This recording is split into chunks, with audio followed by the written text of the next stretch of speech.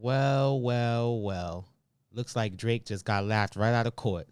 A federal judge recently tossed his defamation lawsuit against UMG, and it was all over Kendrick Lamar's now iconic diss track, Not Like Us. Time I know he got some hoe, bully the fro. Say Drake, I hear you like I'm young. You better not ever go to cell block 1. To any that talk torment they in love, just make sure you hide your little sister from them. They tell me Chubb the only one to get your hand-me-downs. Party at the party playing with his nose now. Baka got a weird case, why I see around. Certified lover boy, certified. I'm on them tough. I'ma do my stuff. Why you trolling like a, ain't you tired? Trying to strike. The judge, Jeanette Vargas, basically ruled that Kendrick's lyrics were non-actionable opinion. Translation, you can't sue somebody for hurting your feelings in a rap battle. Drake took a massive L in the booth. Then, not content with that, he doubled down with an even bigger L in the courtroom. Today, we're going to quickly unpack why this legal Hail Mary failed, what it probably cost, and why the entire hip-hop world is collectively breathing a sigh of relief. So, let's rewind. What exactly prompted this legal drama? Drake filed his lawsuit back in January, claiming UMG knowingly spread defamatory bars about him by promoting and distributing Not Like Us. He argued that the song's allegations, especially the certified pedophile, Baka got a weird case, why is he around? Certified lover boys, certified pedophiles. That fuck 'em up. I'ma do my stuff. Line were false and damaging to his reputation. But Judge Jeanette Vargas wasn't having none of it. One of the most famous rap beefs. Here's all eyes on me and I'ma send it up the pot. And this morning, the legal battle over Kendrick Lamar's Not Like Us, a diss track directed at fellow rap superstar Drake, could be near its end after a federal judge tossed Drake's defamation suit against his label, Universal Music Group, determining the song's lyrics in question are non-actionable opinion. Her ruling was clear that every wild, over-the-top line in Not Like Us is just trash talk, not a provable fact. Although, some of them accusations now looking a little, you know what? I don't want to get sued. Help me, I'm poor. Under U.S. law, for something to be considered defamation, it usually needs to be a false statement of fact that harms someone's reputation. Opinions, especially exaggerated ones made in a heated public debate, generally aren't considered defamation. Now, back to the facts. Mark, take it away. I mean, you basically nailed it. I mean, Judge basically said the same thing. I mean, in more complicated language. Get the fuck out of here. Yeah, that's basically what the judge said. He said that this was... Basically, he was saying this isn't... Non-actionable offense. Yes, non-actionable, meaning you can't take legal action on this because it wasn't defamation, the judge ruled. He said that this was an opinion. And he said there was no way that someone reasonably would hear that song and think that Kendrick Lamar was stating facts about Drake being a... was his opinion, and therefore you couldn't sue, and he threw the case out. So the case is over. Drake's legal team has announced they'll appeal, claiming they believe the court's interpretation was incorrect.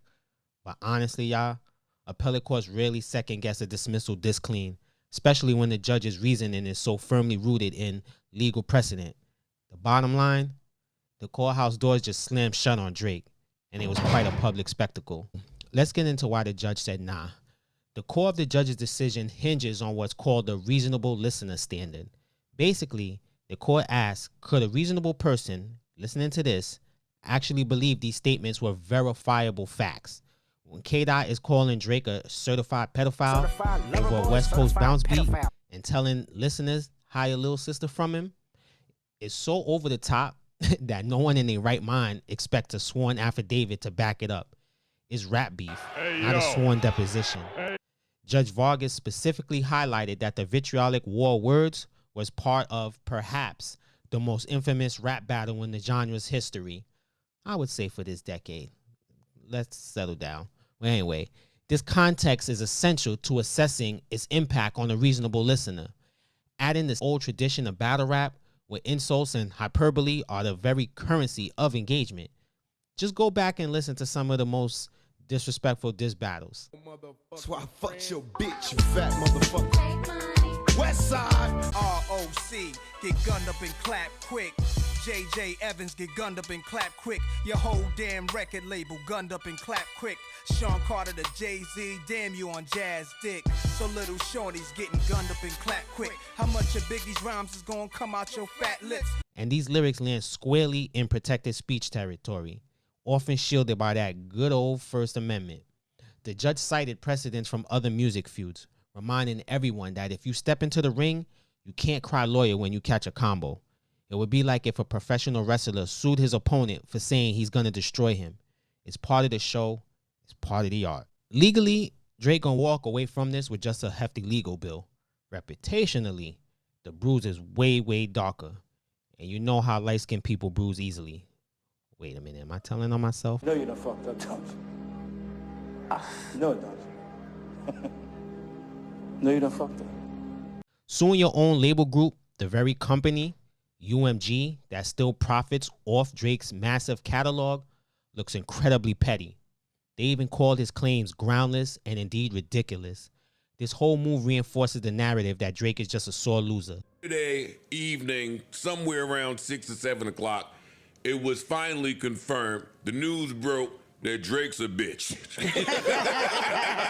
I'm about to come in here and fucking word me to That was death. easy. Yeah, that's the point. That's the point. Oh, he went to court, he lost. The same shit that I told y'all 11 months ago rang true yesterday at around 6 o'clock. Corks were on the side of hip-hop, man. Some tweet was going around that said Drake lost the nigga way and the white way. Fans who had already crowned Kendrick the winner of the rap battle, this guy included, now have legal receipts to wave around. Radio hosts are cracking jokes, social media overflowing with memes, and the court of public opinion has delivered its own verdict. Even if you try to spin this as standing up for himself, the public smackdown frames him as the guy who brought a briefcase to a microphone fight. It's tough to maintain an image as a tough, respected rapper when you're perceived as running to the courts over insults.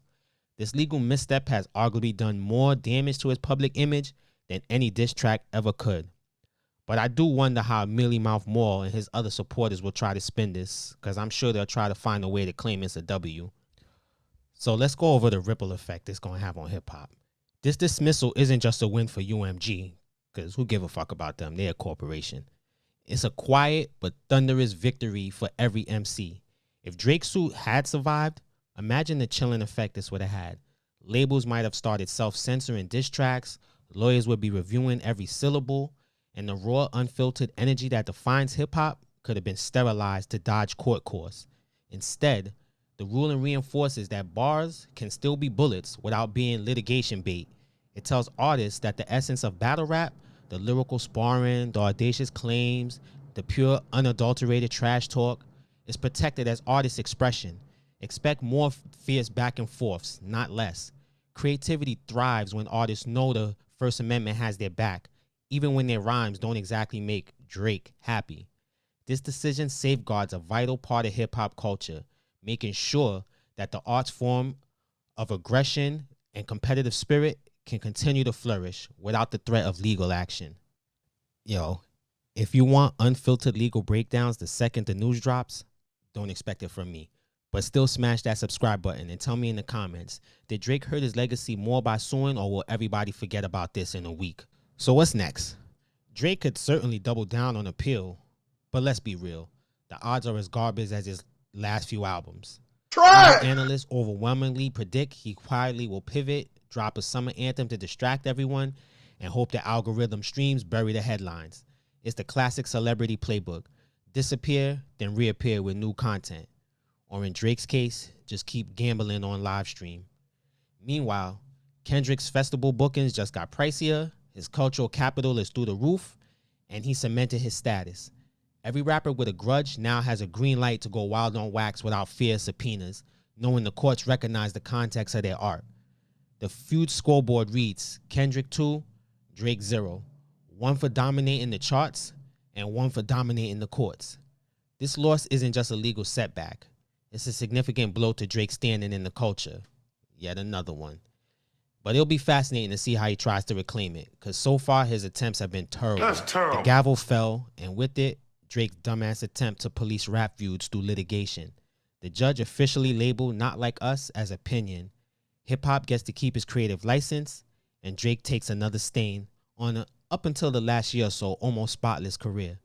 Whether you side with the Sixth God or the Compton Prophet, the precedent is now firmly set.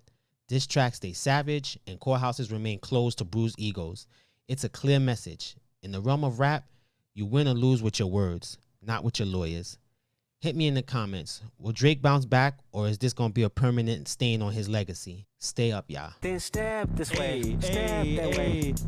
Two step. Nah, this shit go on though. Oh, me ho.